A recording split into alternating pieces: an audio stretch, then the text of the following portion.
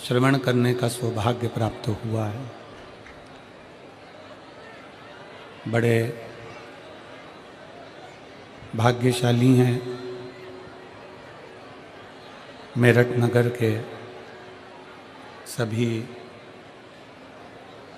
श्रोता भाई बहन जो इस पवित्र पावन शिव महापुराण की कथा का लाभ ले रहे हैं।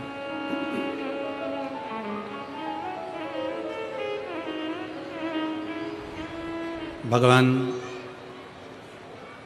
बेलकेश्वर महादेव की ये पवित्र भूमि, बाबा ओगड़नाथ जी की ये पावन धरा,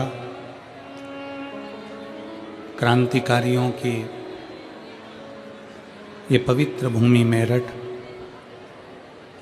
जहाँ आप और हम सब मिलकर भगवान शिव की ये आनंदमय शिव महापुराण की कथा को श्रवण कर रहे हैं। कथा के मुख्य यजमान श्री केदारेश्वर सेवा समिति मेरठ, मुख्य यजमान श्री संदीप गोयल जी, श्रीमती रश्मि गोयल जी, श्री आशीष बंसल जी, श्रीमती पूनम बंसल जी, संरक्षक डॉक्टर ब्रजभूषण जयप्रकाश जी अग्रवाल, डॉक्टर राम कुमार जी गुप्ता, अध्यक्ष कृष्ण कुमार गुप्ता, महामंत्री आशीष जी बंसल, ऋषि जी अग्रवाल, राजेश जी, सुमित जी, अनिल जी, विपिन सिंघल, सुमित सिंघल, राहुल जी, अर्ची सिंघल, आशीष प्रताप सिंह, पवन बंसल, बबीता जी बंसल। एक बार सभी यजमान परिवार के लिए जोरदार ताली बजाकर स्वागत, वंदन, अभिनंदन।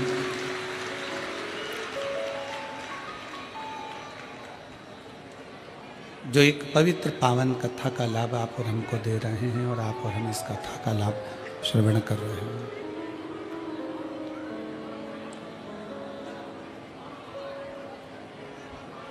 समुद्र के अंदर बहुत सारे रत्न होते हैं, माणिक होते हैं, मोती होते हैं, आभूषण होते हैं। बस उस आभूषण को, उस मोती को, उस माणिक को निकालने वाला कोई चाहिए।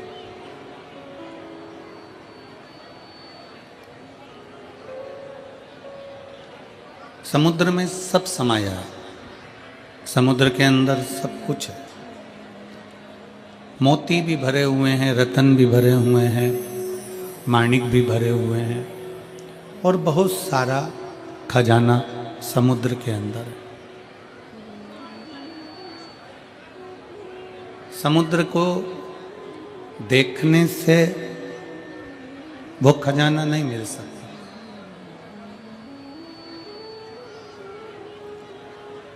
समुद्र के तट पर घूमने से भी वो खजाना नहीं मिलेगा।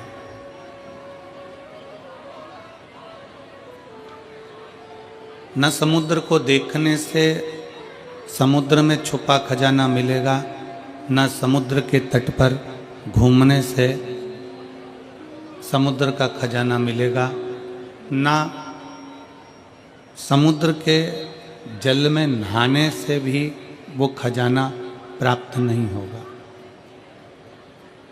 समुद्र के जल में नौका से विहार करने पर भी वो खजाना प्राप्त नहीं होगा। पर शिव महापुराण की कथा कहती है, भगवान शंकर का चरित्र कहता है, शिव तत्व कहता है, शंकर भगवान की पवित्र कथा कहती है कि वो खजाना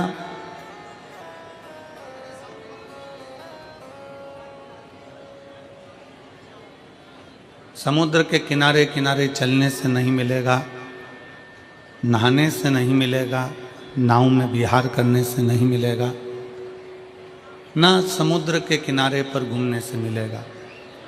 पर शिव पुराण की कथा कहती है, जिसने समुद्र के अंदर डुबकी लगा ली, बिल्कुल छोर तक, एकदम तल तक, जिसने समुद्र के बिल्कुल तलातल तक डुबकी लगाई है, उसको रतन, मोती, माणिक अवश्य मिलता है।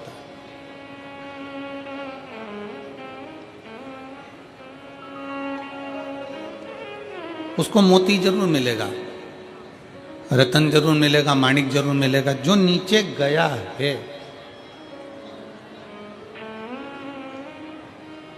उसी तरह शिव महापुराण की कथा कहती है कि आप अगर कथा को केवल ऊपर ऊपर से श्रवण कर रहे हो, केवल यहाँ से सुनी, यहाँ से निकाल दी, बची कुची कपड़े में से झटकार दी और आज गला पकड़ रहा है आज का सामने, आप केवल भ्रमण कर रहे हो, घूम रहे हो, कथा को केवल ऊपर ऊपर से आपने ग्रहण कर लिया, ले लिया, उससे शंकर नहीं मिल सकता, उससे शिव नहीं मिल सकता। शंकर को प्राप्त करने के लिए, शिव महापुराण को प्राप्त करने के लिए शिव पुराण के अंदर प्रवेश करना पड़ेगा, शिव महापुराण के अंदर जाना पड़ेगा।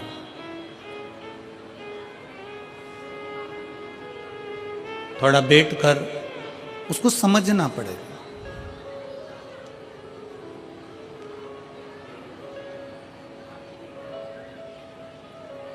दुनिया के कई लोग ऐसे हैं जिनको आज भी समझ में नहीं आता कि आखिर ये शिव महापुराण में शंकर के शिवलिंग में ऐसा क्या है कि शिवलिंग पर एक लोटा जल चढ़ाया जाए, बेलपत्र चढ़ाई जाए और वो औषधि का काम कर देती है।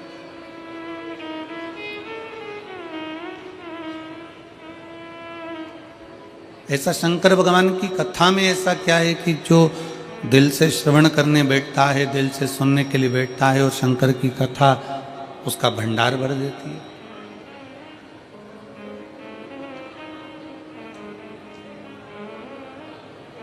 कई लोग इस पे विचार करने में लगे रहते हैं कि ऐसा शिव महापुराण में आखिर है क्या, शंकर भगवान की कथा में आखिर ऐसा है क्या।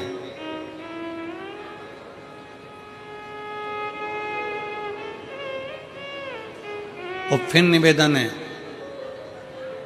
कहानी, कथा उसकी होती है जो संसार में है ही नहीं। शिव महापुराण की कथा कहती है कि शंकर भगवान की ये शिव पुराण, ये कथा नहीं, ये कहानी नहीं, शिव महापुराण तो स्वयं शंकर का एक स्वरूप है। जब हम सुनते हैं तो शंकर को अपने करीब में बुला लेते हैं और अपने पास बिठा लेते हैं।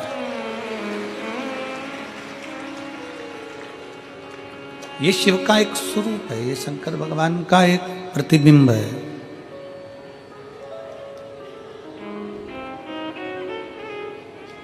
आप कथा सुनने के लिए नहीं आए हो, आप जितने भी कथा के पंडाल में बैठे हुए हो, भगवान शंकर की कथा को श्रवण करने के लिए बैठे हुए हो, जितने भी भगवान शंकर की पवित्र कथा का तत्व ग्रहण करने के लिए बैठे हो, आस्था चैनल के माध्यम से भी जितने भी शिव भक्त कथा को श्रवण कर रहे हैं, फेसबुक यूट्यूब के माध्यम से आप पूरम कथा को सुन रहे हैं, तो ये मानकर चलना कि आप कथा सुनने के लिए नहीं बैठे हो, क्योंकि कथा उसकी होती जो यहाँ से गया हो।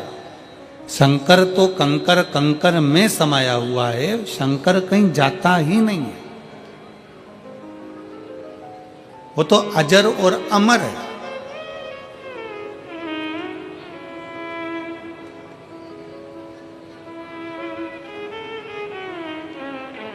बस उसको पुकारना आना चाहिए, उसको बुलाना आना चाहिए। आप जितने दिल से, जितने हृदय से, जितने भाव से शंकर भगवान को पुकारोगे, जितने दिल से आप शंकर को आमंत्रित करोगे, उतने दिल से शिव आपके करीब।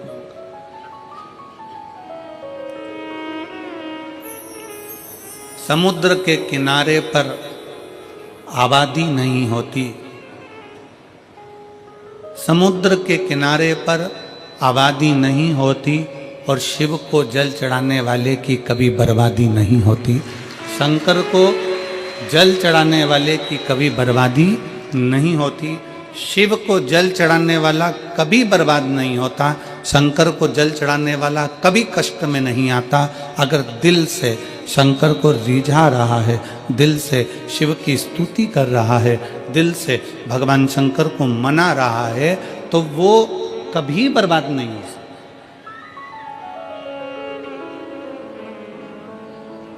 बोल बम का नारा है,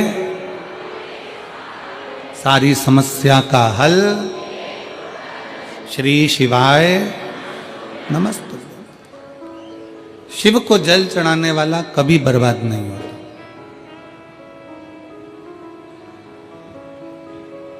शंकर भगवान की स्तुति करने वाला कभी बर्बाद नहीं होता। शिव की भक्ति करने वाला कभी बर्बाद नहीं होता। कल भी कथा में कहा था, परसों भी कथा में कहा था कि ब्रह्मा ब्रह्म लोक में, भगवान विष्णु वैकुंठ लोक में। ब्रह्मा ब्रह्म लोक में, भगवान विष्णु वैकुंठ लोक में है। पर मेरा शंकर, मेरा ओगड़दानी, मेरा शंभु, मेरा त्रिकालदर्शी, कैलाशी, अविनाशी, मेरा शिव कहीं किसी लोक में नहीं, इस मृत्यु लोक में जहां आप और हम सदा विराजमान है, ऐसे लोक में मेरा शंकर विराजमान। हम आप पूरी कथा का स्मरण करेंगे। पूरी कथा में अगर आप स्मरण करेंगे तो आपको स्मरण में आएगा कि ब्रह्मा जी को कोई चिंता नहीं, भगवान नारायण को कोई चिंता नहीं, इंद्र को कोई चिंता नहीं। पर मेरे देव अधिदेव महादेव इस भूमंडल पर रहते हैं अपने परिवार के साथ में, अपने कुटुंब के साथ में, अपने पूरे इष्ट मित्रों के साथ में। तो मेरे भगवान शंकर अपने दुख से दुखी नहीं होते।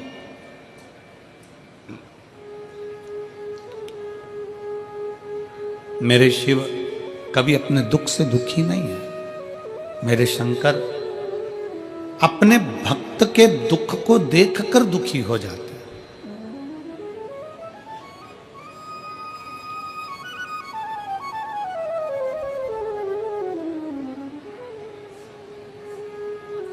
और मैंने तेरे ही भरोसे बाबा, तेरे ही भरोसे हवा बीच उड़ती जावागी बाबा, डोर तो छड़ी नावे में कटी जावागी।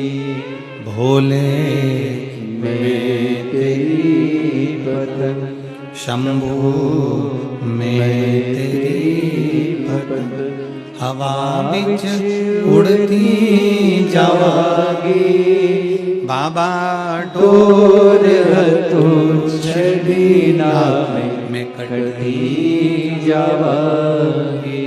भोले मैं तेरी पतंग, शंभू मैं तेरी पतंग। शिव कथा कर रही है, भगवान शंकर की शरणागति कर रही है, शिव महापुराण की कथा करती है, भगवान शंकर का चरित्र कहता है।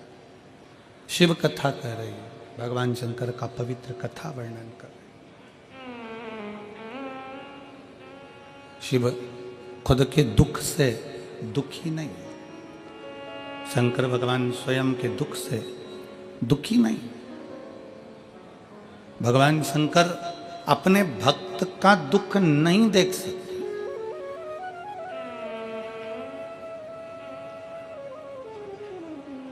आप जब एक लोटा जल लेकर भगवान शंकर के मंदिर में जब जाते हो ना, शिव जी को जल चढ़ाने के लिए जब पहुंचते हो, शंकर भगवान को जब जल चढ़ाने के लिए आप पहुंचते हो, शिव को जल चढ़ाने के लिए जब आप जाते हो,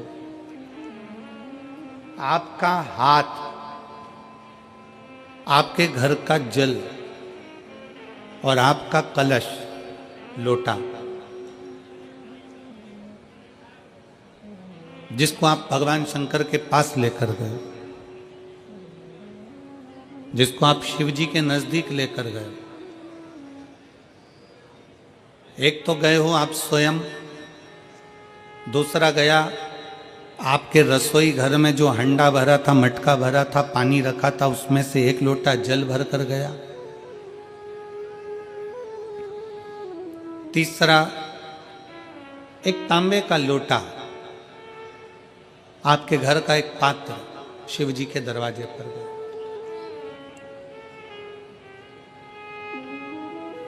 स्वयं भी गए, जल भी गया, पात्र भी गया। शिव महापुराण की कथा कहती है आपका चेहरे की दशा, हाथ जो जल चढ़ा रहा है उसका कंपन, जो पात्र आया है उसकी दशा, और आपने जो अपने घर का मटके का, हंडे का, बाल्टी का एक लोटा जल शंकर को जो चढ़ाया, वो जल से भगवान शंकर समझ जाते हैं कि तुम्हारे घर की दशा क्या है और तू क्या मांगने आया है और तुझे देना क्या है।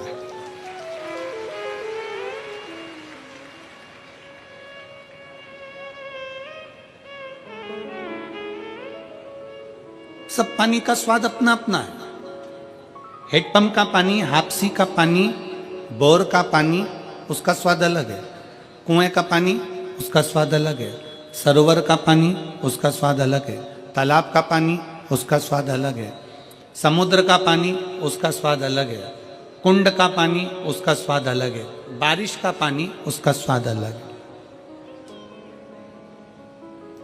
सब पानी का स्वाद अलग अलग है, और जो पीने वाला है वो बता देता है कि यह पानी अपने घर का नहीं है,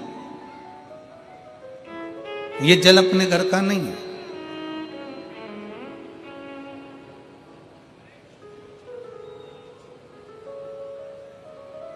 नयन का जल भी बता देता है कि ये दुख का जल है कि खुशी का जल है। नेत्र के आंसू भी बता देते हैं कि ये खुशी के हैं कि दुख के हैं।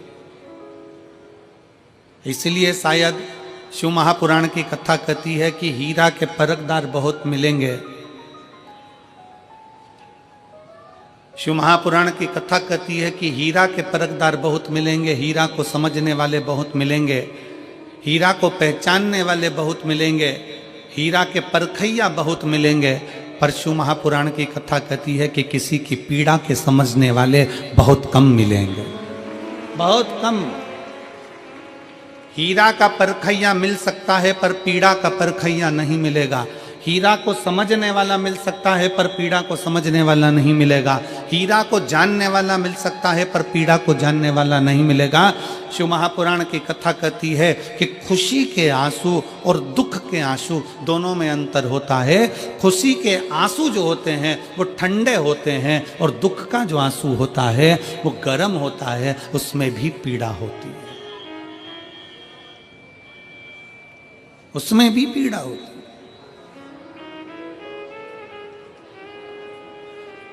उसमें भी दर्द होता है, उन अश्रुओं में भी दुख होता है। और हम आप सबसे निवेदन करें, बहुत मेरठ की भूमि तो बहुत तेजवान भूमि है। मेरठ की धरा तो बहुत ऊर्जावान धरा है। हम आप सबसे निवेदन करें, आप जौहरी नहीं हो, हीरे को नहीं परख सकते। हम भी जौहरी नहीं है, हम हीरा को नहीं समझ सकते। पर भगवान शंकर ने पृथ्वी पर जिसको जन्म दिया उसको जौहरी बनाकर पैदा किया है, उसको जौहरी बनाकर भेजा है कि आप भले हीरा को न समझो चलेगा, पर अपने नजदीक में कोई दुखी है तो उसकी पीड़ा को जरूर समझना। भगवान शंकर कहते हैं उसकी पीड़ा का स्मरण।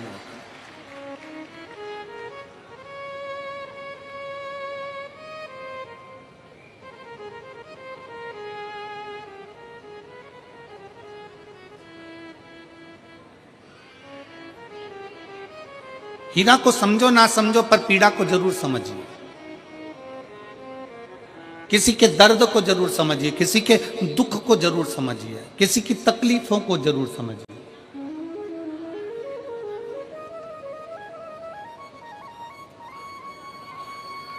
शिव पुराण कह रही है, सब जल अलग अलग है, जल का स्वाद अलग अलग है, उसका गर्म ठंडा भाग अलग अलग है। उसी तरह जब हम भगवान देवादिदेव महादेव को जल चढ़ाने के लिए जाते हैं, भगवान शंकर के मंदिर में पहुंचते हैं, शंकर भगवान को जब एक लोटा जल चढ़ाने के लिए उनके करीब में पहुंचते हैं, और जब हम दिल से उसको पुकारते हुए, भले हम कुछ ना कहें, कुछ भी ना बोलें, हम अपने मुख से एक शब्द भी ना बोलें, तो भी तब हम भगवान शंकर को श्री शिवाय नमस्तुभ्यम कहते हुए जब जल समर्पित करते हैं, तो भोले बाबा समझ जाते हैं, मेरे शंकर समझ जाते हैं कि ये क्यों मेरे दरवाजे पर जल चढ़ाने को आया है, ये क्यों पहुंचा है मेरे पास में, ये क्यों आया है, इसको क्या चाहिए, ये क्या लेने के लिए आया है, क्यों पहुंचा, किस लिए आया।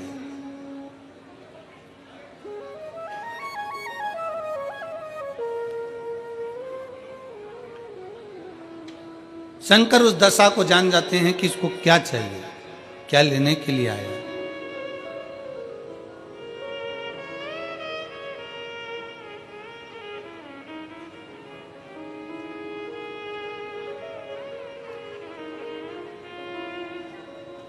रोज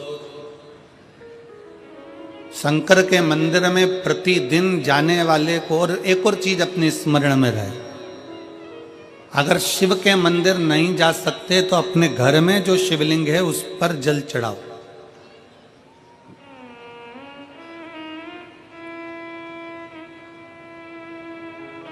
और यदि आप अपने शंकर के घर में शिवलिंग पर भी जल नहीं चढ़ा पा रहे हो, तो किसी बेलपत्री का वृक्ष हो, उस वृक्ष के नीचे भी जल चढ़ाओ। और कभी मौका मिल जाए, कभी भगवान शंकर की बड़ी करुणा हो जाए, भगवान शंकर की बड़ी उदारता हो जाए, भगवान शंकर की बड़ी कृपा हो जाए, बड़ी कृपा हो जाए, भगवान शंकर जिस दिन तुम्हारे ऊपर बहुत बड़ी कृपा कर दे, किसी सोमवार को 3 नियम बना लो। जिस दिन मेरा भोले बाबा तुम पर कृपा कर दे, उस दिन सोमवार का एक नियम बनाओ कि महीने का एक सोमवार मुझे ऐसा करना है, 3 नियम धारण करना है महीने के सोमवार को। पहला, सुबेरे जाकर शंकर भगवान को 1 लोटा जल चढ़ाना है। दूसरा, दोपहर के समय पर जाकर मुझे बेलपत्री के वृक्ष के नीचे एक चावल का दाना रखकर बेलपत्री की 7, 11, 21, 108, 51 जितनी परिक्रमा आप लगा सकते हो वो लगाना है। और तीसरा, बेलपत्री के वृक्ष के नीचे और शंकर के मंदिर के दरवाजे पर मुझे एक घी का दीपक लगाना है। बस ये 3 नियम जिसने महीने में एक बार ले लिया, समझ लो उसको पीछे हटने की जरूरत ही नहीं, वो आगे ही बढ़े। महीने के किसी एक सोमवार का ऐसा नियम बना लो कि मुझे 3 नियम धारण करना है। महीने के किसी भी एक सोमवार को, हम ये नहीं कहेंगे कि तुम सोमवार 5 पढ़ रहे हैं तो 5 को करो, 4 पढ़ रहे हैं तो 4 को करो, 3 पढ़ रहे हैं तो 3 को करो। तुम तो महीने का एक सोमवार का नियम बना। और मेरी जीजियों से, मेरी बेटियों से जो विदेश में रह रही हैं, जो कहीं बाहर रह रही हैं, कहीं बड़े शहर में रह रही हैं, जो रोज मंदिर नहीं जा सकते, हर किसी महीने के एक सोमवार को भी ये नियम निर्धारण कर सकते, तो उनसे कहेंगे कि 3 महीने में एक सोमवार का नियम बना लो। 3 महीने में नहीं बना सकते तो 6 महीने में एक सोमवार का नियम बना लो। और 6 महीने में नहीं बना सकते तो 1 साल में एक सोमवार का ऐसा नियम बना लो कि मैं साल का एक सोमवार ऐसा रहूंगी कि सुबह सोमवार के दिन मंदिर में जाकर जल चढ़ाऊंगी, दोपहर में जाकर बाबा को एक अक्षत का दाना रखकर, अक्षत का मतलब है कि बाबा मेरी दिनों दिन उन्नति करना। बेलपत्री के वृक्ष के नीचे जो अक्षत रखा जाता है वो उन्नति के लिए रखा जाता है। शंकर के शिवलिंग पर जो अक्षत रखा जाता है वो रोग मुक्ति के लिए रखा जाता है। अशोक सुंदरी पर जो अक्षत रखा जाता है वो संतान प्राप्ति के लिए रखा जाता है। षडानंद कार्तिकेय की ओर जो अक्षत रखा जाता है वह हमारे बच्चों की सुख समृद्धि के लिए रखा जाता है। विनायक की ओर, गणेश जी की ओर जो अक्षत रखा जाता है वह हमारे घर में कोई मंगल कार्य आ जाए उसके लिए रखा जाता है। और जो पीठिका होती है जिस पे शिवलिंग रखा होता है, पार्वती जी का हस्तकमल, उस पर अक्षत अक्षत रखा जाता है तो नारी के अखंड सौभाग्य के लिए रखा जाता है। अक्षत रखने का भी तरीका है। एक चावल का दाना कहाँ रखा जाता है, क्यों रखा जाता है, कैसे रखा। अब कई लोग कहते हैं गुरुजी ये शिव महापुराण में आप ये नियम बताते हो, तरीका बताते हो। हम तो उनसे कहेंगे डॉक्टर के पास जाओगे तो डॉक्टर भी गोली लिखकर ये नहीं कह देगा कि ये सारी गोली एक साथ खा जा। डॉक्टर भी कहेगा ये गोली सुबह खाना है, ये गोली शाम को खाना है, ये गोली दोपहर में खाना, ये गोली भूखे रहकर खाना। बोलो सही है कि गलत है। ये रात्रि को खाना खाने के बाद खा लेना, ये खाना खाने के पहले, ये नाश्ते के पहले। और सुनो ये दवाई, ये वाली पीछे वाली जो दवाई लो ना इसको दूध से लेना, ये वाली जो दवाई लो ना इसको पानी से लेना। और सुनो ये डब्बी है इसको पानी में मिलाकर फिर पीना। दवाई लेने का भी तरीका है, उसी तरह शिव महापुराण में एक एक अक्षत का भी तरीका है और एक एक बेलपत्री का भी तरीका है। अब मान लो कई लोग कहते हैं गुरुजी आप ये तरीका बताते हो शिव पुराण के माध्यम से, कई लोगों के मन में संशय जागता है। तो अगर हम एक साथ चावल चढ़ा दे तो उसका क्या तरीका है। तो हमारा निवेदन है डॉक्टर जो दवाई ले एक ही बार में निपटा जाए, एक ही बार में खा ले। दवाई एक बार में पूरी खा गए असर नहीं करेगी, इसमें डॉक्टर का कोई दोष नहीं है। उसने तो बताया था ऐसे लेना ऐसे लेना। और तुमने मैं डॉक्टर साहब ने पूछा दवाई पूरी ली, शाम की दवाई भूल गई थी, सवेरे की दवाई भूल गई थी, ये दवाई भूल गई थी। डॉक्टर कहेगा हमने तो नियम बताया तब तुमने नहीं खाई, तो असर कहाँ से करेगी। तुम असर कब करती है जब हम पूजन के तरीके को जान जाएं, जब हम अर्चना के तरीके को जाएं। आप साल भर का एक सोमवार निकाल लो, 6 महीने का एक सोमवार निकाल लो, 3 महीने का एक सोमवार निकाल लो, महीने का एक सोमवार निकाल लो। अपने से दिल में बन जाए तो एक सोमवार ऐसा निकालो जिसके 3 नियम धारण हो। पहला, उसी सोमवार जिसको कर रहे हो उस दिन सुबह जल चढ़ाना। दूसरे, दोपहर के समय पर जाकर बेलपत्री के वृक्ष के नीचे एक चावल का दाना रखना। और परिक्रमा बेलपत्र की जितनी तुमसे बन जाए, जितनी तुम्हारे शरीर की कैपेसिटी हो, जितना तुम्हारा शरीर चलते बन जाए। हम तो ये भी नहीं कहते कि तुम भूखे रहकर भगवान का भजन करो, हम कभी नहीं कहते। हम तो यहां तक कहते हैं, हमारे पुष्टि मार्ग में यहां तक कहा गया कि वल्लभ कुल की एकादशी करो, भले बकरी जैसे चरो पर एकादशी करो। हम तो यहाँ तक कहते हैं कि बहुत समय से कल मेरी एकादशी है, एकादशी है, एकादशी है, एकादशी है, पूरे घर को हिलाकर रख दिया, एकादशी है, एकादशी, एकादशी है। बहू टेंशन में, बेटा डिप्रेशन में, पति पपीता ला ला के, सेव फल ला ला के, मूंगफली का दाना ला ला के, काजू कतली ला ला के, सेव फल ला ला के, और सारा सामान साबूदाना और खिचड़ी और ना चिप्स ना जाने क्या क्या ला ला के, बेचारा पति एकादशी आती है वो नौमी से चिंता में पड़ जाता है।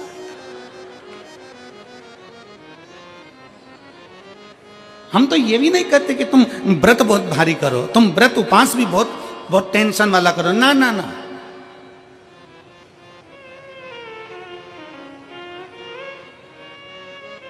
अपने को व्रत उपास भी इतना बहुत बहुत भूखे रह रहे हो, बहुत प्यासे रह रहे हो, और मालूम पड़े कि भगवान हमें मिलेगा, भगवान हमें मिलेगा। भगवान कहता है कि देख भाई, मैं भी भूखा नहीं रहता, तू भी भूखा मत रहे, मैं भी चकाचक रहता हूँ, तू भी चकाचक रहे, मैं भी अपने। और भगवान शंकर तो ये भी कहते हैं कि अपना परिवार भी मत छोड़ो। मेरे पास में पार्वती भी, एक ही देवता है जो विद फैमिली मंदिर में बैठता है। शंकर जी हैं तो पार्वती जी है, तो गणेश जी हैं, तो कार्तिकेय जी हैं, तो नंदी है, सब मंदिर के अंदर चाहिए। शंकर भगवान अपने पूरे परिवार के साथ। शंकर जी तो ये कहते हैं अकेले तुम क्यों रहते हो।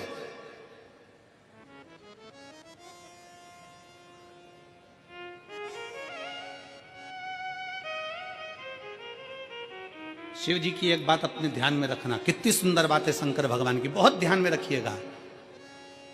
भगवान नारायण ने भगवान शंकर का भोजन रखा, विथ फैमिली आए। ब्रह्मा जी ने रखा, आए। इंद्र ने रखा, आए। एक दिन कुबेर को अहंकार आ गया और कुबेर ने मन में सोचा कि मेरे पास में इतना वैभव है, इतना धन है, मेरे पास में इतना वैभव, इतना धन है, कुबेर ने विचार करा कि मैं भी सबका भोजन रखता हूं, मेरा धन देखेंगे, वैभव देखेंगे। सबको बुलाया, सबको। अब कुबेर जी को मालूम पड़ा कि भगवान विष्णु के यहाँ तो केवल 2 हैं, ब्रह्मा जी के यहाँ 2 हैं, इंद्र के यहाँ 2 हैं, गरुण वरुण सारे देवता के यहाँ 2 हैं, शंकर भगवान की फैमिली बड़ी है। तो उन्होंने पत्रिका में लिख दिया श्रीमान श्रीमती।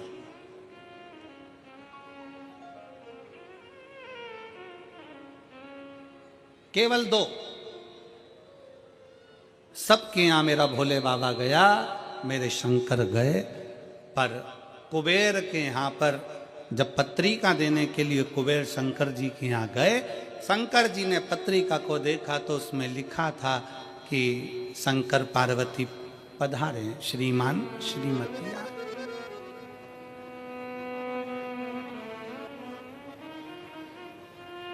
कुबेर कौन? एक चोर शंकर जी के मंदिर में चोरी करने के लिए गया।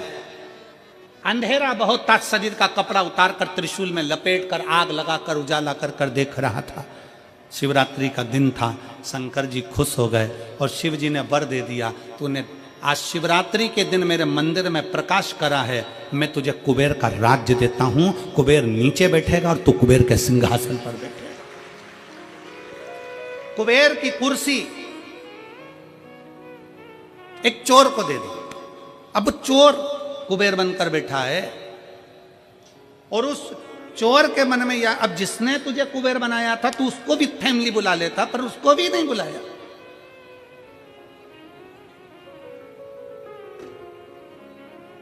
नहीं बुलाया।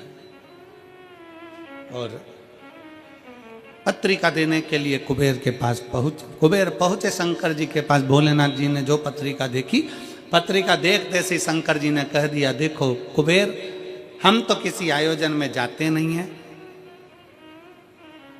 2 जनी का भोजन है, हमारे घर में 2 बेटे हैं। हमारा बड़ा बेटा कार्तिक 1 जनी का ही भोजन करता है और हमारा दूसरा बेटा गणेश 2 जनी का करता है, तो हम गणेश को भेज देंगे, हिसाब बराबर। कुबेर को लगा कि गणेश इतना छोटा सा वो क्या खाएगा। शंकर भगवान बोले, वो तो बाद में पता चल जाएगा, तू जा। अब कुबेर ने निमंत्रण रखा, 33 कोटि देवताओं के लिए भोजन तैयार करवाया, मंगवाया, भोजन बनवाया। और इतने में सबसे पहले गणेश जी पहुंच गए। कुबेर की पत्नी दौड़ कर आई, दरवाजे पर गणेश आए, शंकर जी के पुत्र। कुबेर ने कहा आने का समय तो 6 बजे था, ये तो 4 बजे ही आ गए। पूछ के आओ इतनी जल्दी क्यों आ गए। गणेश जी से पूछा तुम इतनी जल्दी क्यों आ गए, तो कहा पिताजी ने कहा कि पहली पंगत में निपटाया।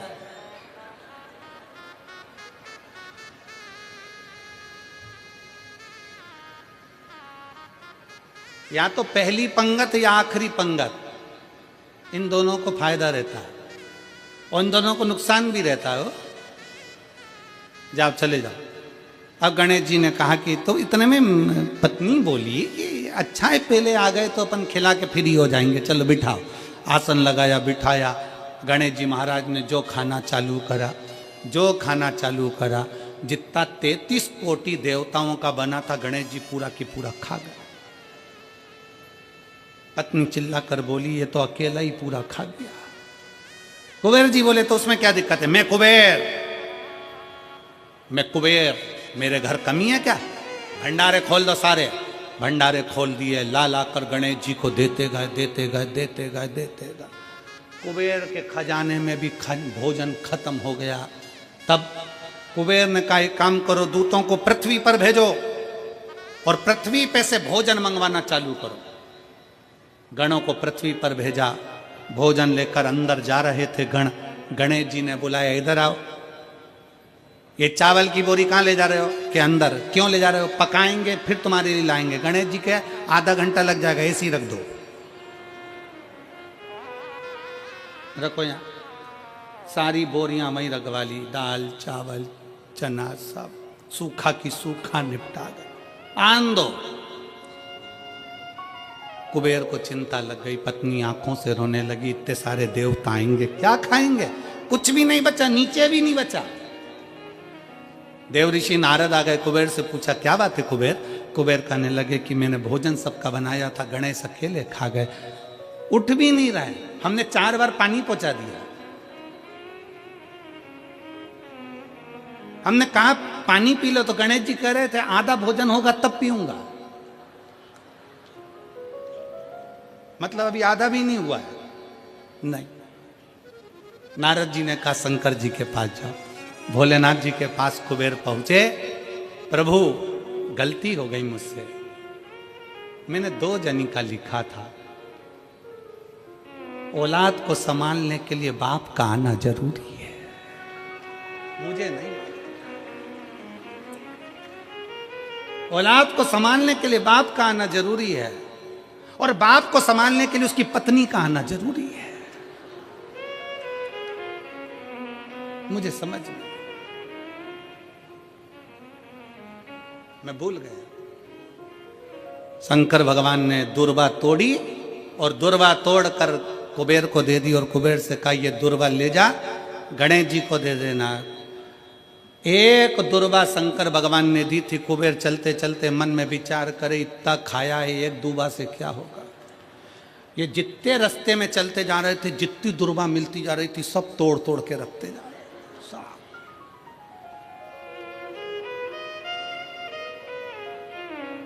सारी दुर्वा लेकर गणेश जी को दे दी, तुम्हारे पिताजी ने भेजी है।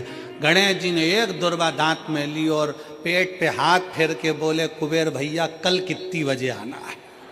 तू बता, कल कितनी बजे आना? कुबेर के, मेरी सौगंध है, जब तक तुझे कोई बुलाए नहीं तब तक तू जाना नहीं, और जैसे ही तुझे कोई उठा दे तो तू उठ भी जाना, तेरे हाथ जोड़ो। तब से ब्याहों में गणेश जी को बुलाते भी हैं, छोड़ के भी आते हैं, मंगल कार्य में लेकर भी आते हैं, छोड़ कर भी आते हैं।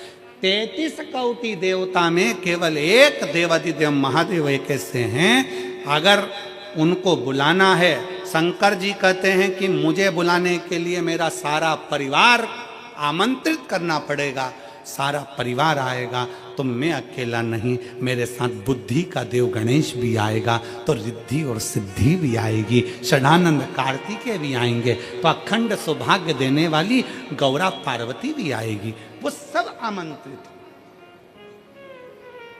वो सब आए। शिव जी कभी नहीं कहते कि तुम परिवार छोड़ दो, शंकर जी कभी नहीं कहते कि तुम घर छोड़ दो, शंकर जी ये भी नहीं कहते कि तुम बहुत घोर व्रत करो। शंकर जी तो कहते हैं कि खूब प्रेम से आराम से जो मिल जाए, समय समय पर जैसा जैसा मिल जाए। एक माता, एक भैया लड्डू बांट रहा था कल शाम को, तो एक माता लड्डू बांटते बांटते भैया ने लड्डू दिया, तो माता जी बोली है तो गुड़ का मेरे से खवाएगा नहीं, गजक है क्या? गजक है क्या? अब गजक नहीं थी उसके पास में, तो उसने कहा गजक तो नहीं है, तो वो चल दिया।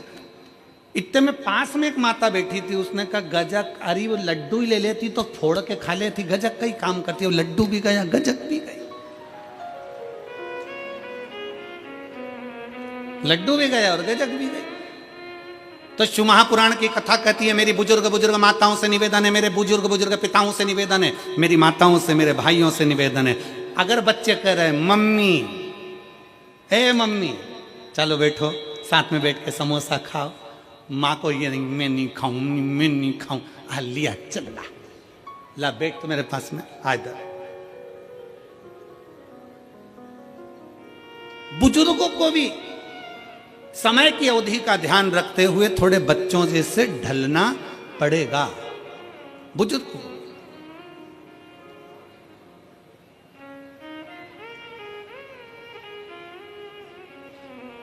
थोड़ा बच्चों जैसा ढलने का प्रयास करना।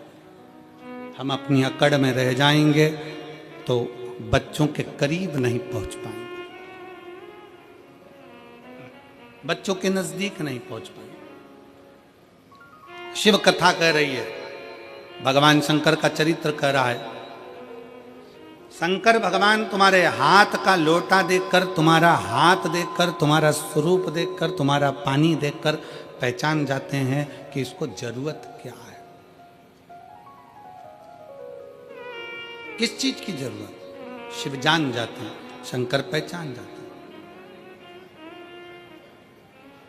बस आप उसके दरवाजे तक जाएंगे, उसको भजेंगे, उसका स्मरण करेंगे और शिव जान जाएंगे। जो शंकर का हो गया, जो एक बार भगवान शंकर के मंदिर जाना प्रारंभ कर दिया, शिव की स्तुति करना प्रारंभ कर दिया, शिव महापुराण की कथा में जो रमने लगा, समझ लेना वो अकेला नहीं रहा है। उसके हर श्वास में 21,600 श्वास प्रतिदिन शरीर में से निकलती है। तो 21,600 श्वास में आप अकेले नहीं हो, 21,600 श्वास में मेरा महादेव तुम्हारे हृदय में धड़क रहा है।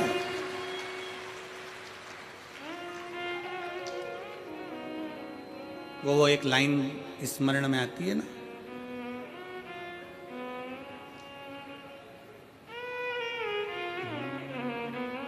मजा आ रहा जीने में, जीने में महादेव धड़क रहा सीने में, मजा आ रहा जीने में, जीने में महादेव धड़क रहा सीने में। भगवान शंकर तुम्हारे श्वासों में 21,600 श्वास में निकल रहा, अंदर जा रहा, फिर निकल रहा, फिर अंदर जा। श्वास है तो शिव है, शिव है तो श्वास है।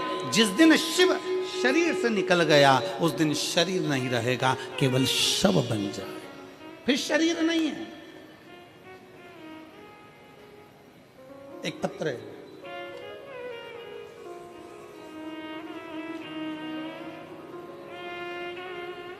मैं जसबीर कौर,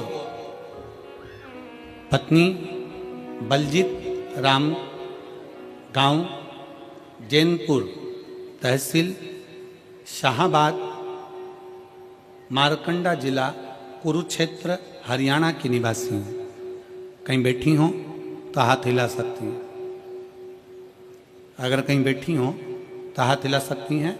मैं जसबीर कौर, पत्नी बलजीत राम, गांव जैनपुर, तहसील शाहाबाद, मारकंडा जिला कुरुक्षेत्र, हरियाणा की निवासी हूँ। आप ही हैं? बच्चा आया है साथ में, ले आओ इसको, ले आओ, आ जाइए। मेरा मोबाइल नंबर ये है। मैं भोलेनाथ की महिमा का क्या वर्णन करूँ गुरुदेव। 2008 में मेरी शादी हुई, 2008 में शादी हुई। 2010 में मेरा पहला बच्चा हुआ, जो बड़े ऑपरेशन से हुआ, लेकिन 4 महीने के बाद वो मर गया। पहला बच्चा मेरा 2010 में जन्म लेकर मर गया। दूसरा बच्चा मेरा 2012 में हुआ, वो भी बड़े ऑपरेशन से हुआ और डिलीवरी के 1 घंटे बाद वो भी मर गया। तीसरा बच्चा मेरा 2015 में जन्मा और 2015 में ऑपरेशन होने के बाद डिलीवरी के समय पर वो बच्चा मर गया। 3 ऑपरेशन हो चुके थे, डॉक्टरों ने और बच्चा करने के लिए मना कर दिया था, क्योंकि सभी बच्चे बड़े ऑपरेशन से हुए थे। तीनों बच्चों के फेफड़ों में पानी था, कहीं ना कहीं तकलीफ थी, वो मर गए। 2022 में अचानक से आपकी कथा सुनने लगी और कथा सुनते सुनते मन में उम्मीद जागी कि भोलेनाथ सबकी झोली भरता है तो हमारी भी भरेगा। मैंने भी बाबा को जल चढ़ाना शुरू किया, पशुपति व्रत रखे, मंदिर में झाड़ू और पोछा लगाना शुरू किया। इसके बाद मेरा गर्भ ठहरा और मेरे भटिंडा की 1 दिन तथा रेवाड़ी की 5 दिन की कथा पंडाल में बैठकर सुनी।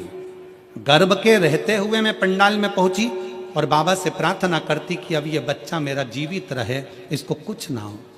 बाबा को बोल कर आती, बाबा का चढ़ा जल पीती। 1 जुलाई 2024 के दिन सोमवार था और 16 साल के बाद हमारे घर में एक बच्चे ने जन्म लिया, पुत्र ने। 16 साल के बाद एक बेटे ने जन्म लिया। डॉक्टरों के हिसाब से डॉक्टरों ने कहा था कि बच्चा बीमार है, पर जैसे ही डॉक्टर ने वापिस चेकअप करा तो बच्चा पूर्ण तरह से स्वस्थ था। आज मेरे बाबा ने मुझे पुत्र दिया और वो भी पूर्ण तरह से स्वस्थ दिया। मैं बाबा को यहाँ प्रणाम करने के लिए आया। गुरुदेव, मैंने अपने लड़के का नाम शिवाय रखा है क्योंकि शंकर का दिया हुआ है। एक लाइन अच्छी लिखी है, आप और हम गुनगुनाते हैं कि भर दिया भंडार काशी वाले ने, कर दिया माला काशी वाले ने, जो जैसी भावना लाया वो वैसा ही फल पाया, जो जैसी भावना लाया वो वैसा ही फल पाया, नहीं खाली उसे लौटाया वो मन ही मन हर्षाया, कर दिया माला माल काशी वाले ने, लुटा दिया भंडार काशी वाले ने। 16 साल के बाद बाबा ने मेरी गोदी में संतान दी। 16 वर्ष।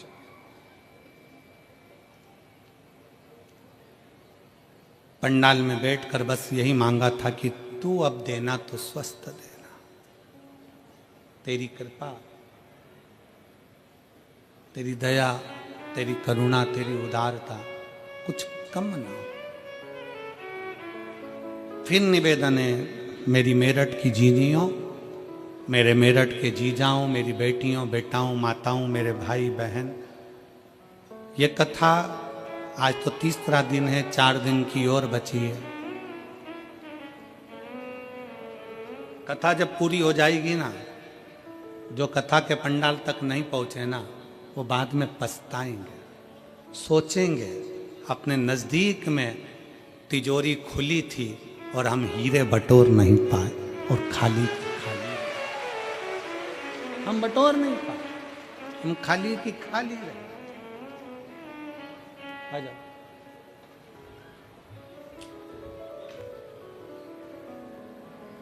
जो जैसी भावना लाया वो वैसा ही फल पाया, नहीं खाली उसे लौटाया वो मन ही मन हर्षाया, और कर दिया माला माल काशी वाले ने, लुटा दिया भंडार काशी वाले ने, कर दिया माला माल काशी वाले ने, लुटा दिया भंडार काशी वाले ने। आप जिस भाव से, जिस विश्वास के साथ, जिस भरोसे के साथ, जिस दृढ़ता के साथ, जिस श्रद्धा के साथ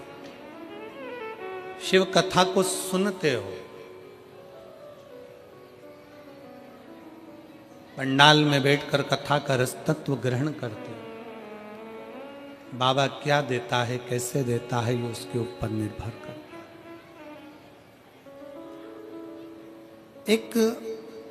कई लोग ऐसे मिलेंगे संसार में जो आपसे कहेंगे कि क्या करना शंकर के मंदिर जाकर, क्या करूं।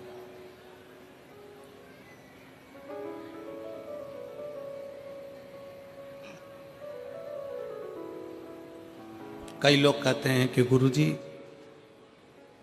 हमको कोई दुख ही नहीं है तो हम मंदिर क्यों जाएं?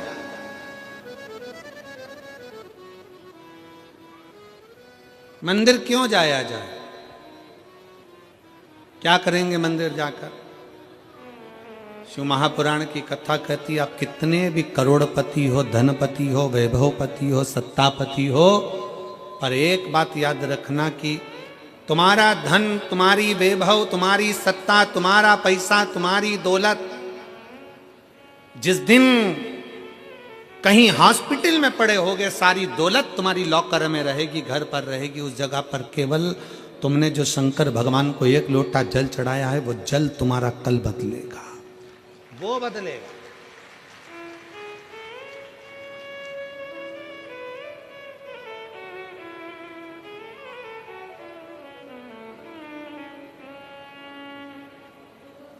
कई लोग कहते हैं, हम हमारे परिवार वालों को समझाते रहते हैं कि शंकर जी के मंदिर जाया करो। जेठानी से कहते हैं जल चढ़ाने जाया करो, सास से कहते हैं जल चढ़ाओ, सास कहती है बहू से जल चढ़ाओ, पति से कहती है जल चढ़ाओ। भाई, नायक और नालायक, इन दोनों में बड़ा अंतर है। कौन कौन? जम के बोलो जरा, जम के आवाज नहीं आई हमको। पहले नंबर पर नायक, दूसरे नंबर पर नालायक। नायक हमेशा दुश्मनों से लड़ता है और नालायक हमेशा अपनों से ही लड़ता है।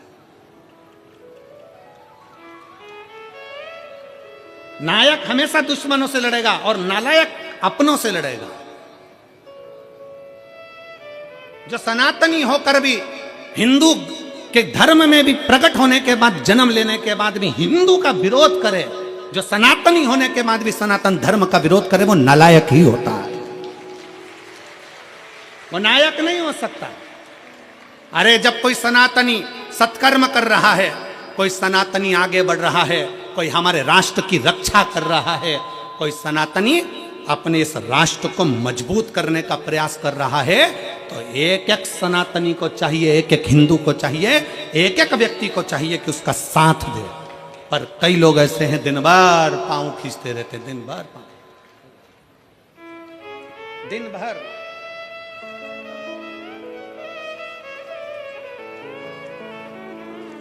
हमारे बीच में संत शिरोमणि पधारे, एक बार जोरदार ताली बजाकर।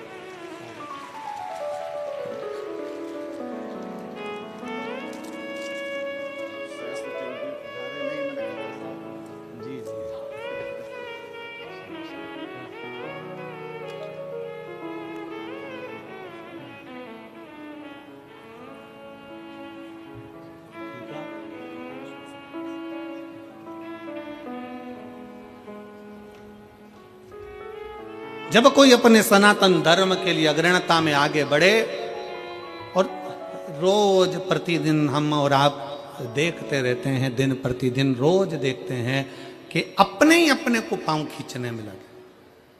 हमारा सनातन धर्म में मजबूत करना है, और जितना मजबूत कर सकते हैं उतना करिए।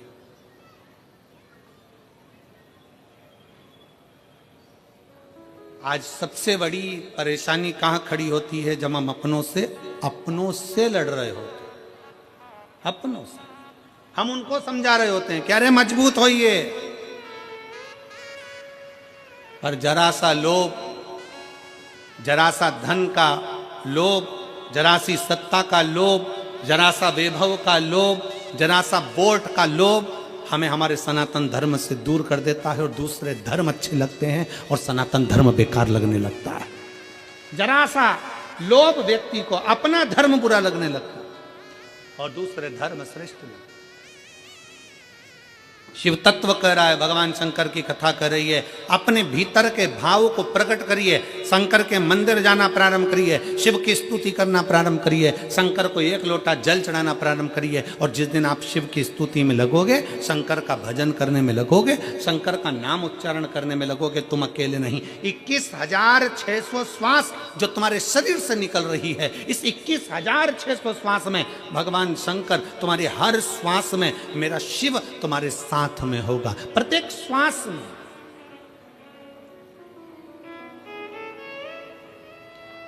एक कितनी सुंदर कथा आती है शिव महापुराण में। एक पुजारी जी थे दक्षिण के, ब्राह्मण, उनकी एक बेटी थी जिसका नाम था जयंती। क्या नाम था उसका? जम के बोलो जरा, जयंती। हम बीच बीच में आप लोगों से इसलिए बुलवाते हैं क्योंकि आपको स्मरण में रहे, क्योंकि हम जब छोटे थे तब हमारे स्कूल में हमें खड़ा करते थे और सबको बुलवाते थे, 2 एकम 2। सब बोले 2 एकम 2, फिर 2 दूनी 4, सब 2 दूनी 4। क्यों बुलवाते थे? तो हमने एक बार टीचर से पूछा, सर ऐसे बुलवाने से क्या होता? तो कि याद हो जाता, और हमें उम्मीद है तुम भी ऐसे ही पढ़े हो। अरे बोलो तो जम के, ठीक है ना? तो ये याद होना चाहिए। एक पुजारी जी थे, दक्षिण के, ब्राह्मण परिवार था, बड़ा सुंदर परिवार, बड़े आनंद में रहते, शंकर की आराधना में लगे रहते। उनकी एक बेटी थी जिसका नाम जयंती था।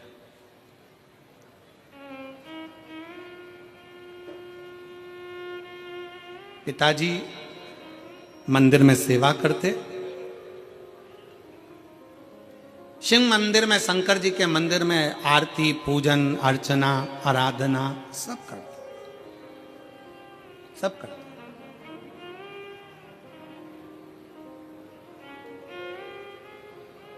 अब बेटी जयंती छोटी अपने पिता को देखती और पिता का थोड़ा सहयोग करती, थोड़ा सहयोग।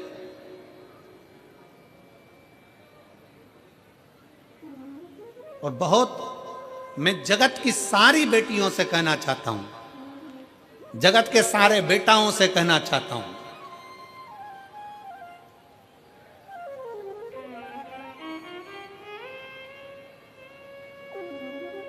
कि मां जैसा प्यार और पिता जैसा सम्मान, लाड़ दुनिया में कोई नहीं दे सकता जो मां और बाप दे सकता।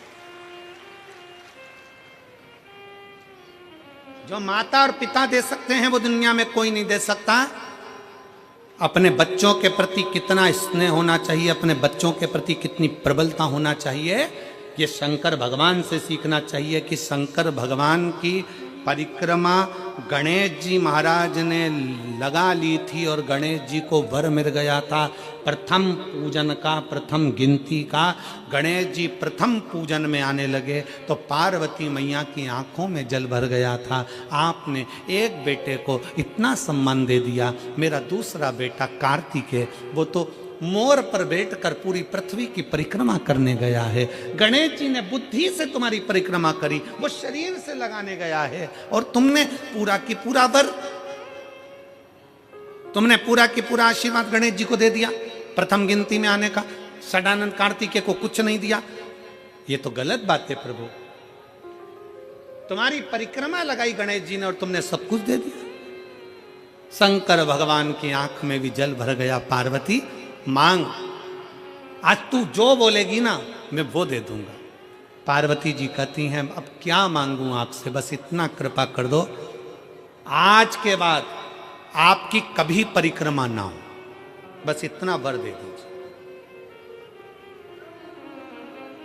आज के बाद आपकी कभी परिक्रमा ना हो। शंकर जी ने पूछा मेरी परिक्रमा नहीं हो, सारे देवताओं की परिक्रमा होगी और मेरी ना हो? पार्वती जी कहती हैं आपकी परिक्रमा होती है, कोई अगर भूल से भी आपकी परिक्रमा लगा लेता है तो आप उसके जो मांगे वो दे देते हो, इसलिए आपसे निवेदन है कि आपकी कभी परिक्रमा ना हो। शंकर जी ने वर दे दिया, मेरी परिक्रमा पूरी नहीं होगी, आधी होगी, आधी परिक्रमा होकर वापिस आ जाए।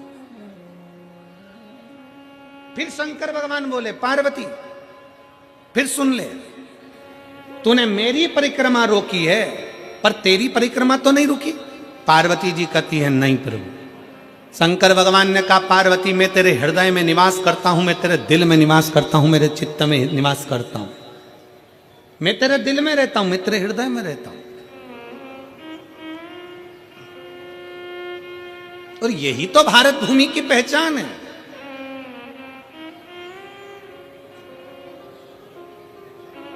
यही भारत भूमि की पहचान है।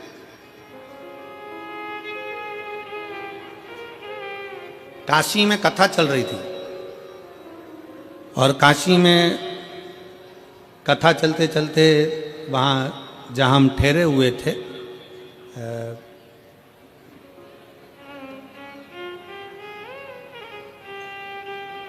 उस स्थान पर कोई चौथे दिन मिलने के लिए आए और वो लड़के थे युवान युवान बेटाओं ने एक प्रश्न किया, गुरु जी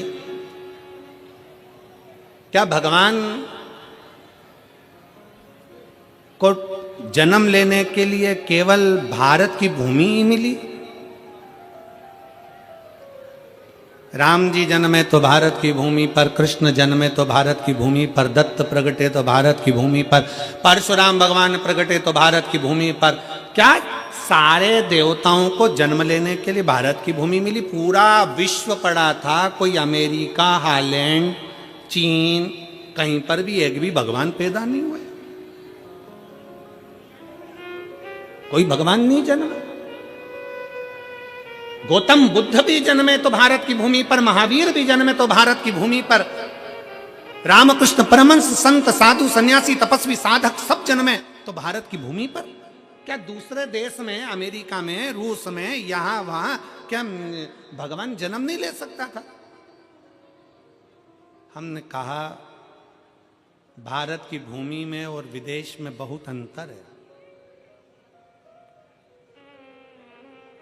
विदेश में लोग दिमाग से प्यार करते हैं और भारत में लोग दिल से प्यार करते हैं। ये भारत की जो भूमि है, ये भारत की जो धरा है, ये भारत की जो भूमि है, यहां जन्म लेने वाला एक एक बच्चा बच्चा अपने दिल से स्नेह करता है। हम हमारी मौसी को, हमारी चाची को, हमारी काकी को, हमारी परिवार को अपना मानते हैं, अपना। मेरे मामा, मेरी मौसी, मेरी काकी, मेरी बुआ, इनको हम अपना मानकर चलते, अपना मानकर चलते हैं। इसने बहुत मिला है। कहा महाराज जी, एक पुजारी की बेटी जयंती, और जयंती अपने पिता का हाथ बटा रही है। ये संस्कार घर के हैं, ये संस्कार घर के होना भी चाहिए। इसने बस वो सहयोग प्रदान करो, इसने बस। और ऐसा नहीं, अगर आप लोग सेवा कर रहे हैं, शिव महापुराण में कहीं ना कहीं सेवा में लगे हुए, बिठा रहे हैं, उठा रहे हैं, कहीं खिला रहे, पिला रहे, पानी, नाश्ता, भोजन, चाय, कुछ ना कुछ दे रहे हो, सेवा में लगे हो, तो कुछ ना कुछ तो भगवान देगा। एक पत्र है, देखिए,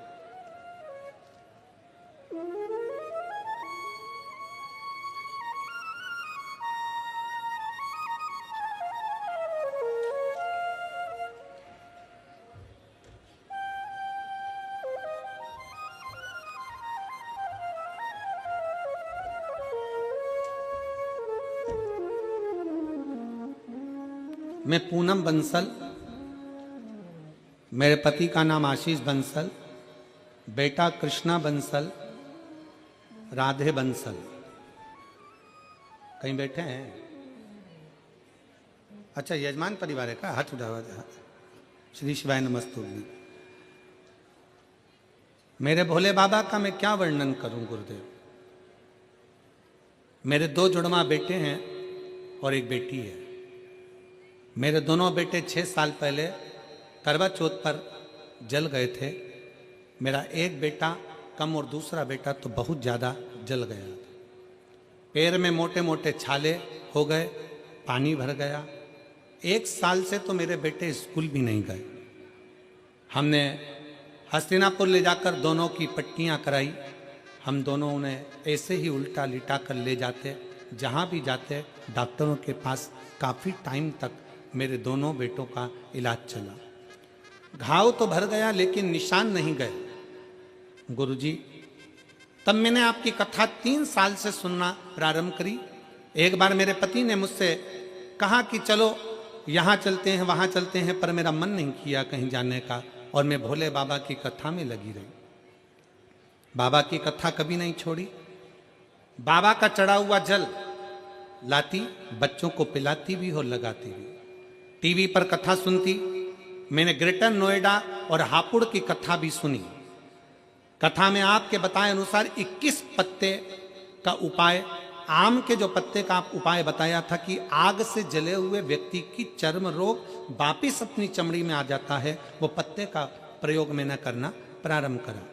और आज बाबा की कृपा ऐसी हुई गुरुदेव कि मैंने सारे जगह इलाज कराया, पर रोग, चमड़ी अपने रंग में नहीं आ रही थी। और आज बाबा की कृपा से 100 में से मेरे 20% रह गया है, बाकी का बाबा ने 80% मेरे बच्चों को ठीक कर दिया और उसकी चमड़ी भी अपने रंग में आ गई। आ जाइए, एक बेलपत्र ले जाओ, बच्चा आया हो तो उसको भी ले आइए। मैं बाबा को धन्यवाद देती हूं कि बाबा ने आज हमको जजमान पद दिया है। ये मेरे शिव की कृपा है और तेरी कृपा नमस्तु श्री शिवाय नमस्तु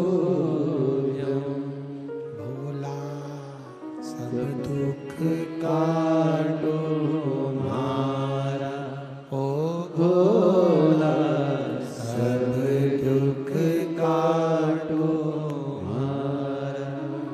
शिव शंकर जपो तेरी माला, भोले बाबा जपो तेरी माला, भोला सब दुख काटो मारा, ओ भोला सब दुख काटो मारा। वेश है मंगल मंगलकारी, वेश है मंगल मंगलकारी। शमशान वासी हमारा, शमशान वासी हमारा, ओ भोला सब दुख काटो मारा, ओ भोला सब दुख काटो मारा।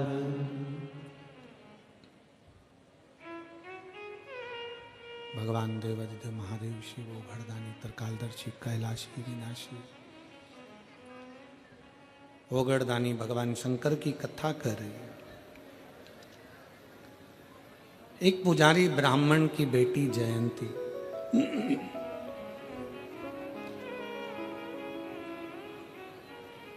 पिता मंदिर में सेवा कर रहे हैं। प्रेशर बढ़ाओ, प्रेशर नहीं आ रहा। पिता मंदिर में सेवा कर रहे हैं। शंकर भगवान की सेवा में लीन है। बेटी पिता का थोड़ा सा हाथ बटा, अब छोटी सी बच्ची है, छोटी सी। जब वो पिता का हाथ बटाना प्रारंभ करती, पिता मंदिर में जाते उससे पहले वो मंदिर में जाके झाड़ू लगा देते। पिता मंदिर में जाते उससे पहले वो जल भरकर तैयार होते। पिता मंदिर में जाते उससे पहले वो पोछा लगाकर तैयार होते।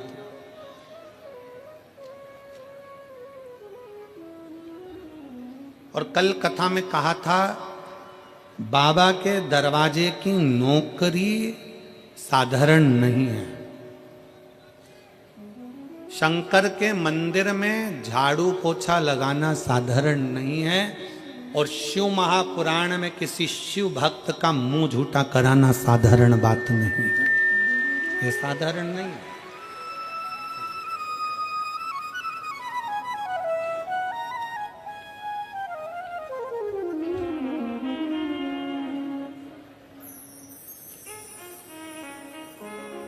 गाजियाबाद से सरला देवी शिवपुराण अपना मकान की बधाई हो। बहुत ले बोला। 3 कथा पंडाल में बैठकर कथा सुनी। दीदी कह रही हम बहुत परेशान थे। 21 साल से किराए के मकान में थे और बाबा की कृपा से आज खुद के मकान में विराजमान है। ये शिव कृपा। देवता देते हैं पल्ला झाड़ कर और महादेव देता है छप्पर फाड़ कर। थोड़ा समय लग सकता है पर देने में बाबा कमी नहीं रखता। शिव मंदिर में लगाई झाड़ू, शंकर के मंदिर में करी गई सेवा और शंकर के शिव महापुराण में आए हुए भक्तों की सेवा का फल खाली नहीं जाता।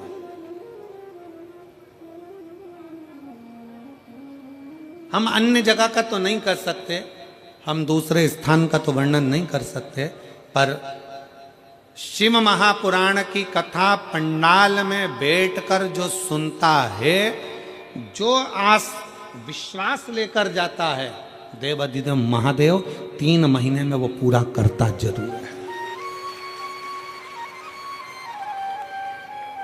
एक पत्र में एक फोटो लगाया, आप उस फोटो को देखिए।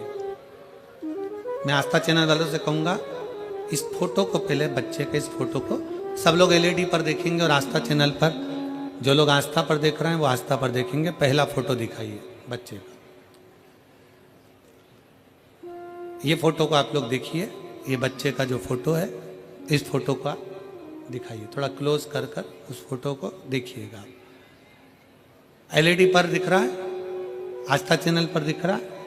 अब इस पत्र का स्मरण करिए। पत्र को आप लोग भी पढ़ेंगे और हम भी पढ़ेंगे साथ में। पत्र जरूर पढ़ना चाहिए, क्योंकि हम भी नए, पत्र भेजने वाला आपके क्षेत्र का है, हम भी नहीं पहचानते। पत्र के माध्यम से अपन जानने का प्रयास करें। मेरा नाम पूनम शर्मा है, पति का नाम अनुज शर्मा है। मेरा बेटा दक्षिश शर्मा, जिसकी उम्र 4 वर्ष है। कहीं बैठे हैं? बैठे? बच्चा आया है साथ में, गोदी में लो उसको।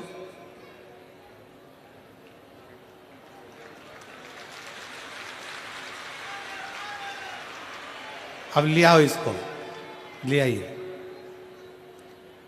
पंडाल में बैठकर कथा सुनने का क्या फल होता है, एक लोटे जल का बेलपत्री खाने का क्या फल होता है, मैं आपको बताना चाहती हूँ। जून 2024 में मेरे बेटे के शरीर पर अचानक से सूजन आ गई।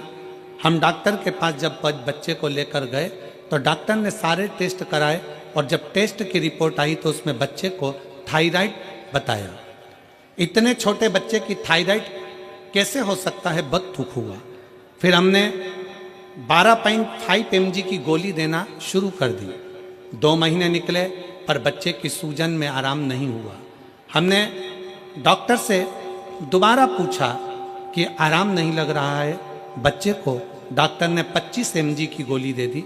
हमने फिर 25 mg की गोली देना शुरू कर दी।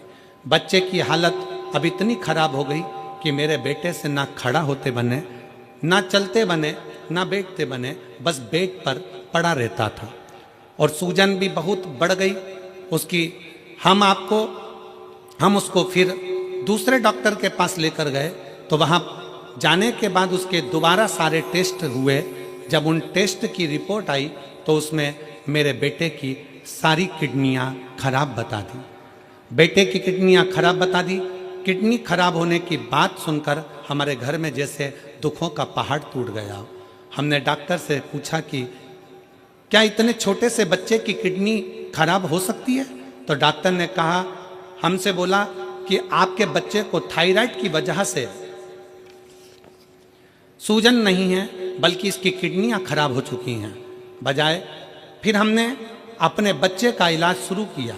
हम फिर मंदिर जाते, मंदिर की साफ सफाई करते, बाबा को 1 लोटा जल चढ़ाते, वही जल अपने बच्चे को देते और शिवजी पर चढ़ी एक बेलपत्र बाबा से औषधि के रूप में मांगकर बच्चे को खिला देते। आपकी कथा 5 अक्टूबर 2024 को हापुड़ में हुई। वहां हम अपने बच्चे को गोदी में डालकर लेकर गए, क्योंकि वो चल नहीं पाता था सूजन के कारण। हापुड़ की कथा जैसे शुरू हुई, मेरा बेटा वहां लेकर गए तो वहां हापुड़ की पंडाल में सो गया। बेटा सोया और कथा विराम होने तक वो सोता ही रहा। जब कथा चल रही थी, मैंने बाबा से बस यही मांगा कि हे बाबा, बच्चा आपने मुझे दिया है और अब इसकी बीमारी भी आपको ही ठीक करना है। बाबा, मैंने सुना है पंडाल में बैठकर कथा सुनने वाले की झोली भरते हो, आपको ही सारा दुख काटना है। गुरुजी, जब मेरा बेटा जगा तो मानो ऐसा हुआ भोले बाबा ने मेरे बेटे के सारे दुख काट दिए हों। उसने जागते ही कहा, माँ मुझे खाना खाना है। मांगा, हमसे खाना मांगा, बोला खाने के लिए बोला और मैंने उसको खाने के लिए दिया। सोने पर बाबा ने ना जाने क्या कर दिया, आज मेरा बेटा पूर्ण तरह से ठीक हो गया। हम उसको वापस डॉक्टर के पास जांच कराने के लिए लेकर गए और डॉक्टर भी आश्चर्य में पड़ गया कि उसके सारी किडनियों ने काम करना चालू कर दिया और उसका शरीर ठीक हो गया। अब मैं बेटे का दूसरा फोटो लगा रही हूँ जिसमें मेरा बेटा ठीक हो गया, जिसको मैं यहाँ प्रणाम करने के लिए लेकर आई हूँ। उस बेटे का फोटो है। किडनियों काम नहीं कर रही थी, किडनियों ने काम करना बंद कर दिया था और आखिरी में बाबा के आश्रित होकर उसके सहारे, कथा के पंडाल में शिव पुराण की कथा है। हम फिर निवेदन करेंगे, किस भाव से और क्यों मेरे बाबा आपको यहाँ बुलाए हैं वो तो वो ही जान सकता है, और क्या आपको देगा ये 3 महीने में मेरा बाबा ही जान सकता है, कोई नहीं पहचान सकता। और खाली ना जाता कोई दर से तुम्हारे, खाली ना जाता कोई दर से तुम्हारे, मैं भी खड़ी हूँ नंदी बाहें पसारे, अपने हृदय से लगा लो गिरा जा रहा हूँ, उठा लो भूले अपने दर से अब तो न टालो, गिरी जा रही हूँ, उठा लो। हम उसके आश्रित होकर, हम उसके सहारे, हम उसके आश्रित होकर उसके सहारे पर जाएं। क्यों ना सुने वो हमारी? वो हमारा शंकर हो गर्दानी त्रिकालदर्शी कैलाशी अविनाशी शिव है। शिव महापुराण की कथा नहीं, एक बाप शंकर के रूप में, शिव के रूप में अपने बच्चों से मिलने के लिए आता है। मेरठ नगर में अगर शिव महापुराण की कथा हो रही है तो समझना कि आज तुम्हारे पिता ओघड़दानी शंकर की यह कथा है और आप बच्चों के रूप में शिव से मिलने के लिए आए। शिव से मिलने, शंकर शंकर है, ओघड़दानी ओघड़दानी है।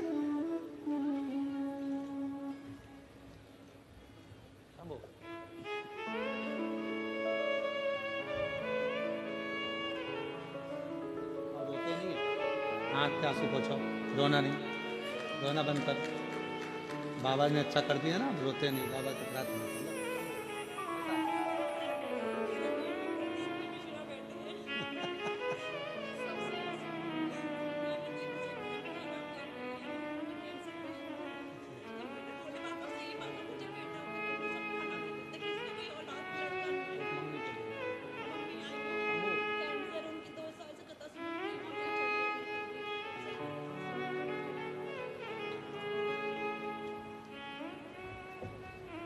उनकी माँ भी आई हैं जो कैंसर पेशेंट है।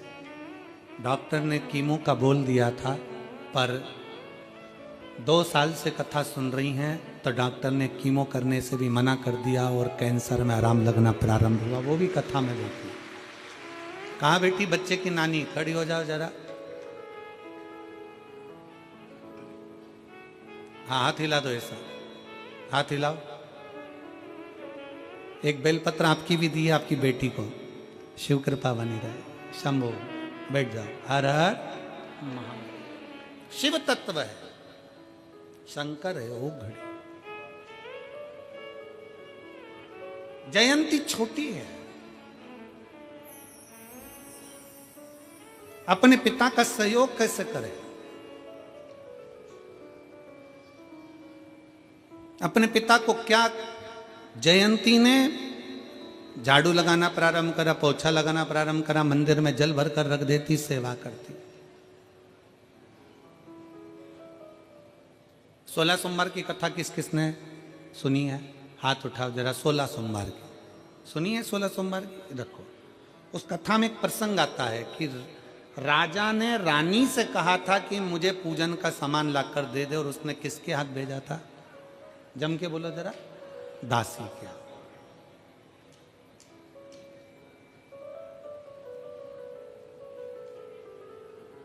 कभी कभी तुम्हारी सास बहू से कह दे कि बेटा मुझे पूजन का ये सामान ला कर दे देना, मेरा बहुओं से निवेदन है 50 काम छोड़ देना, अगर शंकर की पूजन है तो पहले नंबर पर ला कर देना। डर से नहीं, भय से नहीं, ये सोच कर लाना कि आज मेरे भोले बाबा ने अपनी बेटी को अपनी पूजन के लिए याद किया, इससे बढ़कर सौभाग्य और कुछ नहीं हो सकता। डर से नहीं, भय से नहीं कि मैं अगर पूजन का सामान लाकर नहीं दूंगी तो मेरा बुरा हो जाएगा या बेकार हो जाएगा। शंकर कभी किसी का बुरा नहीं करते, शंकर किसी का कभी बुरा नहीं करते। तुम ये मत सोचना कि मैं लाकर नहीं दूंगी तो बुरा लग जाएगा, ना ना। सामान सास बुलवाई, ससुर बुलवाए, पूजन का सामान है, कोई लाने का, बेटी मेरे को शंकर जी की मैं अभिषेक कर रही हूँ, थोड़ा सा दूध रख देना, थोड़ा दूध ला देना, खुश होना। आज मेरे बाप ने, आज मेरे पिता ने, आज मेरे शंकर ने मुझे इस लायक समझा कि मैं भगवान की पूजन की तैयारी कर रही हूं। मैंने पूजन की तैयारी, मेरे शिव ने मुझे इस लायक समझा, मेरे शंकर ने मुझे इस लायक समझा कि मैं पूजन की तैयारी कर सके। और जितनी माताएं बैठी हैं और जितनी मेरी जीजियां बैठी हैं, जितने मेरे जीजा बैठे हैं, आपके घर में पूरे परिवार के लोग अगर अष्टमी नवमी पूजने के लिए आ रहे हैं, करवा चौथ की पूजन भी आप ही के घर में हो रही है, देवी की पूजन भी आपके घर में हो रही है, सारी पूजन आपके घर में होती है, देवरानियाँ आती हैं, यहाँ रहती हैं, पूजन करती हैं, खाती हैं, पीती हैं, चली जाती हैं। कभी अपने मन में दुख मत उत्पन्न करना कि सारा काम मुझे करना पड़ता है, सब एंजॉय कर कर चले जाते हैं और करना मुझे पड़ता है। सबसे ज़्यादा खुश होना कि मेरे देवताओं ने, कुल देवी देवता ने मुझे चुनकर रखा है उनकी पूजन के लिए। कुल देवता ने, कुल देवी ने, भगवान ने हमको चुनकर रखा है उसकी सेवा के लिए। दुख ना करिए। मेरी देवरानी आएगी लक्ष्मी पूजन पे, लक्ष्मी पूजन करेगी, मम्मी के सामने आगे पीछे घूमेगी, मम्मी जी करके, और चली जाएगी। मेरा जेठ आएंगे, जेठानी आएगी, वो ऐसा करेगी, चली जाएगी। अष्टमी पूजने आएंगे, सारा फैलारा मेरे घर में, सारा काम मेरे घर में, सब कुछ मेरे घर में, और वो तो खाएंगे पिएंगे और चले जाएंगे, काम मुझे करना पड़ेगा। ना ना, भगवान से प्रार्थना करना कि तूने मुझे इस लायक बना कर रखा कि सब मेरे घर में आ रहे हैं और पूजन कर कर जा, तूने इस लायक बनाया।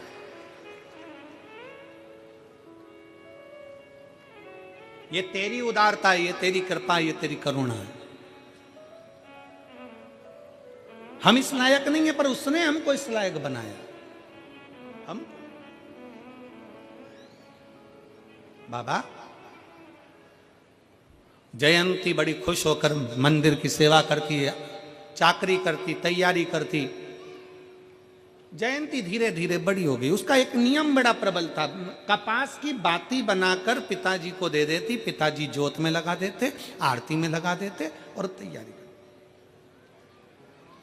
कई मेरे भारत की भूमि की कई माताएं ऐसी हैं, आज भी कई माताएं ऐसी हैं बुजुर्ग, जो बत्ती बनाकर तैयार कर कर मंदिर में दान कर देती हैं, कहीं किसी को दे देती हैं, किसी को पहुंचा देती हैं। अब कई बहुवन कहती हैं हमारी सास पागल हो गई, हमारी सास में अक्ल ही नहीं, दिन भर बत्ती बना। 10 रुपए की तो बत्ती बाजार में से लिया, उन्हें ढेर इकट्ठी हो जाए। बोलो सही है कि गलत है? 50 रुपए की, 25 रुपए की, 10 रुपए की बत्ती का तो इतना सारा पैकेट आ जावे, 10 रुपए की बत्ती की 100 बत्ती आ जावे। और हमारी सास लगी दिन भर बैठे बैठे बत्ती बनाती रहती है, दिन भर बैठे बैठे बत्ती बिलोती रहती है, दिन भर बैठे बैठे बत्ती बनाती रहती है। वो सास पागल नहीं है, वो सास बेवकूफ नहीं है। अग्नि पुराण में लिखा है, जब कोई कपास की बाती का निर्माण करता है, कपास की बाती को बनाता है, उसमें जितने कपास के रुए होते हैं, एक एक एक एक, वो एक एक रुए जब जुड़ते हैं और घी में लगकर जिस देवता के सामने लगते हैं, जिसने बाती का निर्माण करा है, उसको 1000 अश्वमेध यज्ञ के बराबर फल प्राप्त हो जाता है। सास पागल नहीं है।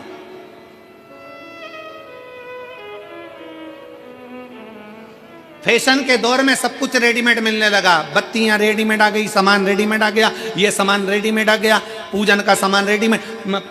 अगर आप कितने भी वीआईपी हो, कितने भी वीआईपी,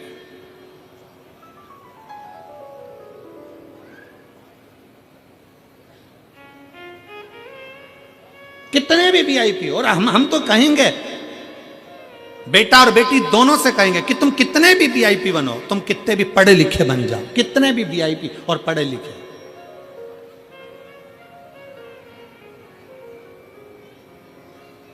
एक बेटों से निवेदन है कितने भी वीआईपी बनना, पर अपने परिवार को छोड़कर, अपने माता पिता को छोड़कर कहीं दूसरी जगह जाने का प्रयास मत करना।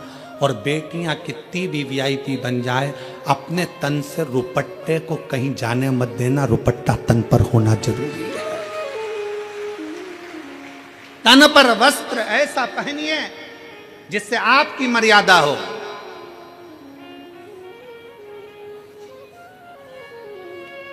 आज बड़ी विचित्र दशाओं में लोग वस्त्र को धारण करते हैं, पर मर्यादित वस्त्र धारण करिए, मर्यादित।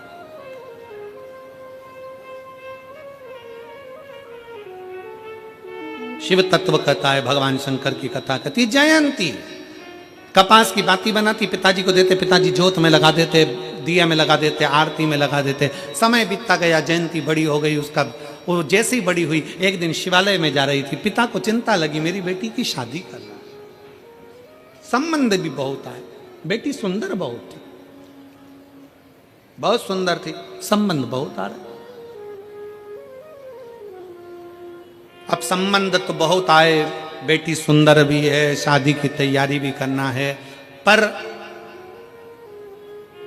तेरे भरोसे मेरी गाड़ी, तू जाने तेरा काम जाने। अब उसके आश्रित हो गए, उसके भरोसे हो गए। एक पत्र है, उस पत्र में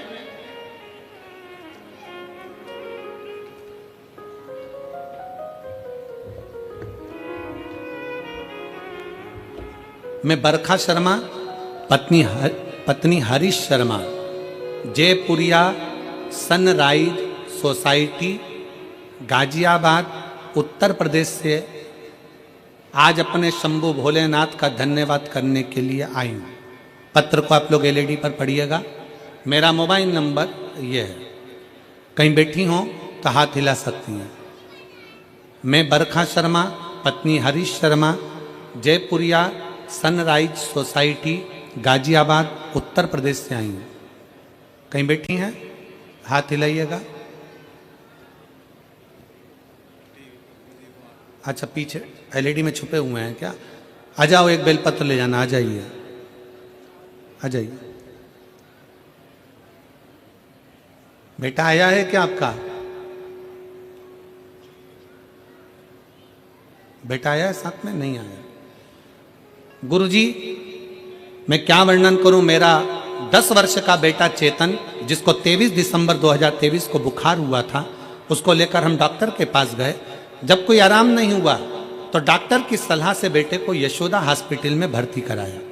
मेरे बेटे के ब्लड टेस्ट कराने पर डॉक्टरों ने बताया कि ब्लड नहीं बन रहा है, इसको कोई ब्लड से संबंधित समस्या है। इसके बाद हमने दूसरे डॉक्टर से सलाह ली तो उन्होंने हमें RML हॉस्पिटल दिल्ली में भेज दिया। इस बीमारी के इलाज के लिए भेज दिया। RML हॉस्पिटल के डॉक्टरों ने ब्लड टेस्ट करने के बाद बेटे को ब्लड कैंसर बताया। बेटे को ब्लड कैंसर बताया, यह सुनकर पूरे परिवार में सन्नाटा छा गया। मैंने अपने भोलेनाथ से प्रार्थना की और आपके बताए हुए उपाय, जिन्हें मैंने टीवी पर सुना था, करने का फैसला लिया। हमारे पास सीहोर का रुद्राक्ष नहीं था। हमारे रिश्तेदार ने अपने मित्रों के यहाँ से रुद्राक्ष और सीहोर का जल कंकर ला कर दिया। अस्पताल के इलाज के साथ में मैंने आपके द्वारा कथा में बताए उपाय के अनुसार जल और बेलपत्र पत्र रोज शिवालय पर जाकर शिव को लिंग पर चढ़ाती और अपने बेटे को पिलाती। भोले बाबा की कृपा से मेरे बेटे की रिपोर्ट नॉर्मल आई और डॉक्टर रिपोर्ट देखकर हैरान हो गए। उन्होंने फिर से ब्लड सैंपल उतारा और दोबारा टेस्ट कराया, वह रिपोर्ट भी नॉर्मल आई। आज मेरा बेटा कैंसर से मुक्त है। मैं बाबा को यहाँ प्रणाम करने के लिए आई, मैं शिव को नमन करने के लिए। एक विश्वास आपके भीतर हो, कोई दूसरा नहीं आएगा। आपका चढ़ाया गया एक लोटा जल सारी समस्या का हल, केवल एक लोटा जल।